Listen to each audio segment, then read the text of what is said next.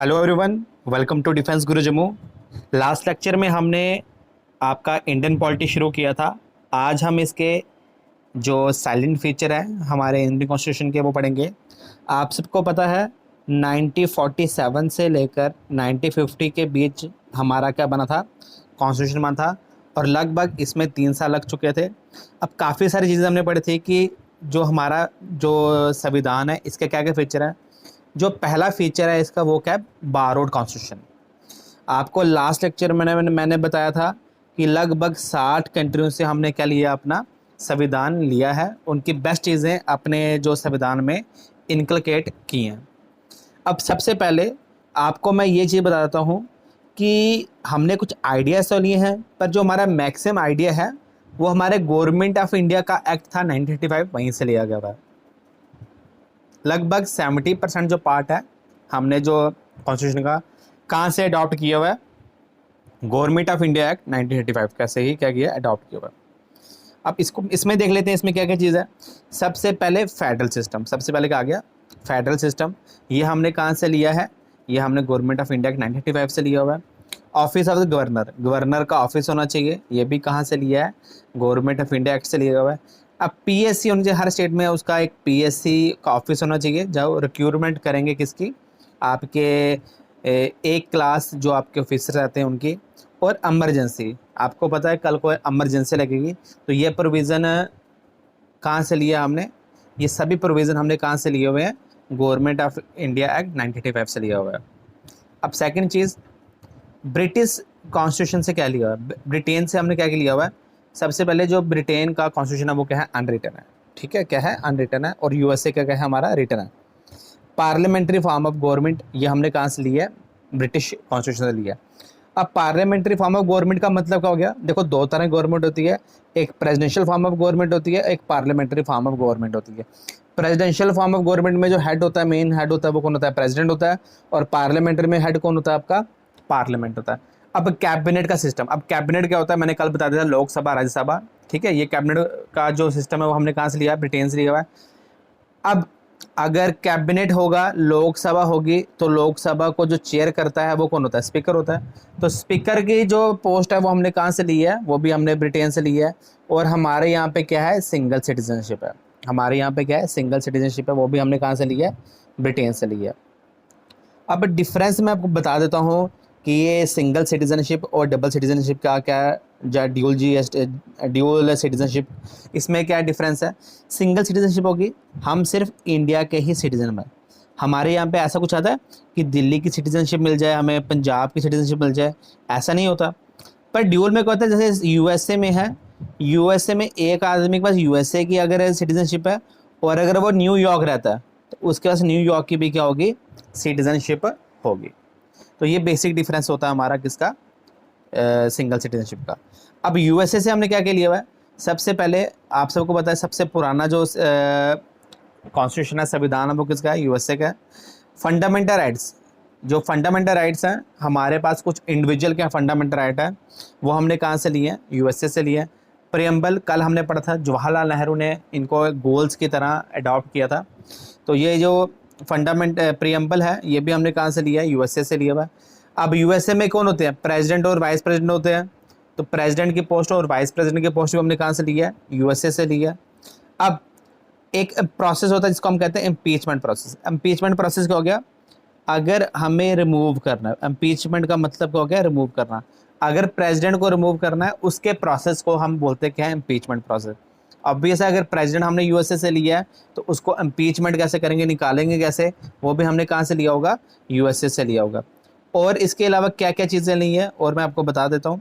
एक तो judicial review, court अपने जो डिसीजन है उसको रिव्यू कर सकता है फिर से कि हाँ यस या नो, अगर डिसीजन लगता है उसको गलत दे दिया तो उसको वो ठीक कर सकता है। रिमूवल ऑफ सुप्रीम कोर्ट और हाई कोर्ट के जजेस। अब जुडिशियल रिव्यू की बात करते हैं तो जो सुप्रीम कोर्ट के अंदर जज रहते हैं उनको रिमूव कैसे करना है, तो वो भी हमने कहाँ से लिया हुआ है, यूएसए से लिया हुआ है।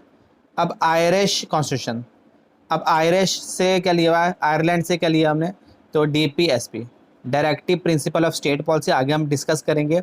डीपीएसपी में क्या है आपका कि स्टेट या आप सेंटर कर लो, सेंटर स्टेट को डायरेक्ट करती है, सेंटर क्या करेगी, स्टेट को डायरेक्ट करेगी कि आपको ये काम करने हैं for the welfare of the people.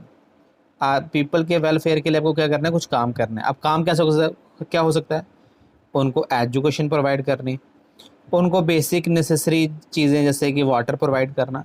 तो ये कहाँ से दिया गया हुआ है, डीपीएसपी, ये हमने लिया है आयरलैंड की कॉन्स्टिट्यूशन से।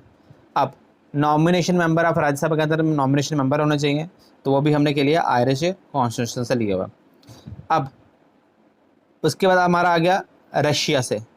रशिया का जो पहला नाम था वो क्या था, यूएसएसआर। वहाँ से हमने क्या लिए, फंडामेंटल ड्यूटीज़। अब हमारे भी कुछ as a citizenship, as a citizen हमारी क्या है, कुछ ड्यूटीज़ है जो हमने कहाँ से ली है, ये रशिया से लिया। ड्यूटी क्या है, सपोज किया कोई भी अगर सरकारी ऑफिस है या कोई जगह है, उसको हम तोड़े नहीं, ये हमारा क्या है, फंडामेंटल ड्यूटीज़ है, प्रोटेक्ट करें। हम अपने फ्लैग की क्या करें, रिस्पेक्ट करें, नेशनल एंथम की क्या करें, रिस्पेक्ट करें। तो ये हमारी क्या है, ड्यूटीज़ है।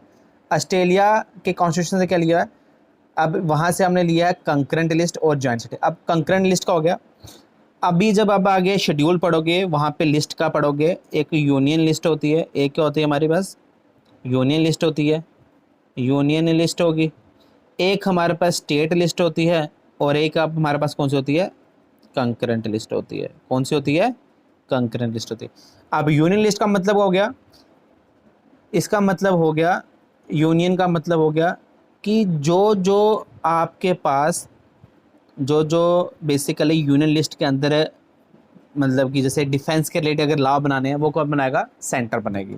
तो यूनियन लिस्ट के अंदर जो जो भी आपके क्या कहते हैं रूल्स होंगे, उस पर अगर कोई जो रूल बनाना है, जो कुछ चीज़ इंप्लीमेंट करनी है, वो कौन करेगा, सेंटर करेगा। स्टेट, स्टेट लिस्ट के अंदर जो जो लॉ होंगे उस पर स्टेट ही कार्रवाई करेगी। कंकरेंट लिस्ट में दोनों कर सकते हैं, स्टेट भी बना सकती है और सेंटर बना सकती है। इन केस लड़ाई होगी, उस केस में सेंटर वाले रूल को हम वेटेज दे देंगे। जॉइंट सिटिंग, अब ये जॉइंट सिटिंग क्या होती है, लोकसभा और राज्यसभा के बीच, इन केस आपको मैं इजी समझाने के लिए बता देता हूँ, अगर लड़ाई हो जाती है तो ना ये बिल पास, अगर ये बिल पास करता है, ये बिल पास नहीं करता, तो उस केस में कोई डेडलॉक तरह की सिचुएशन हो जाएगी। उस केस में प्रेसिडेंट जॉइंट सिटिंग बुलाता है। प्रेसिडेंट क्या करता है, जॉइंट सिटिंग के लिए कौन बुलाएगा, प्रेसिडेंट जॉइंट सिटिंग बुलाएगा।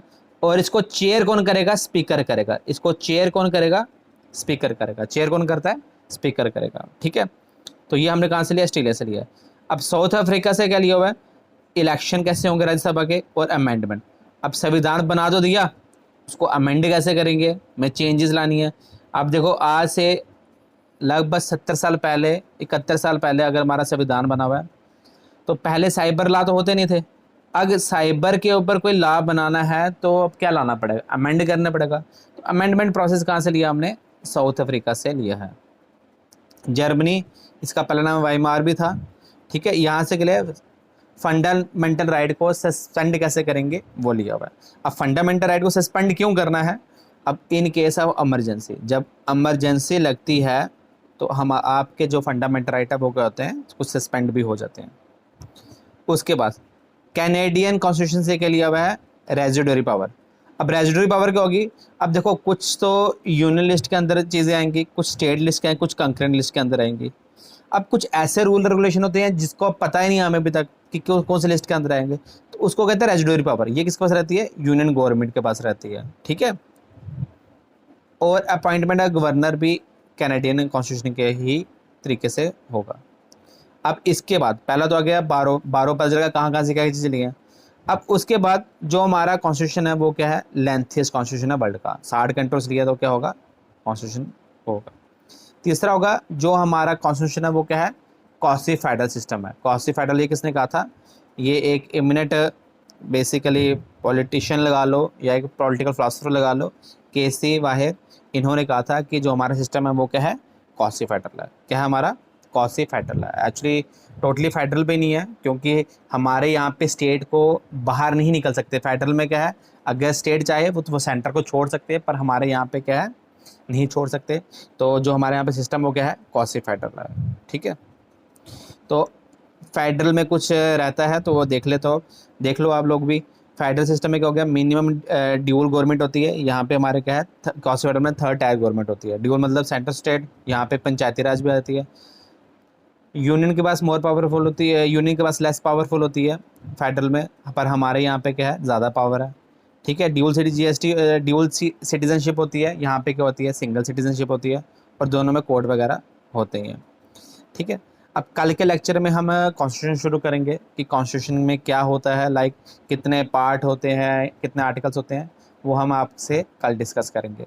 आज के लेक्चर के लिए इतना नहीं, जो जो ये लेक्चर देख रहा है वो इस लेक्चर के ऊपर अपनी कॉपी मेंटेन रखे। ठीक है, तो आज के लिए हम इतना करेंगे। जय हिंद, जय भारत।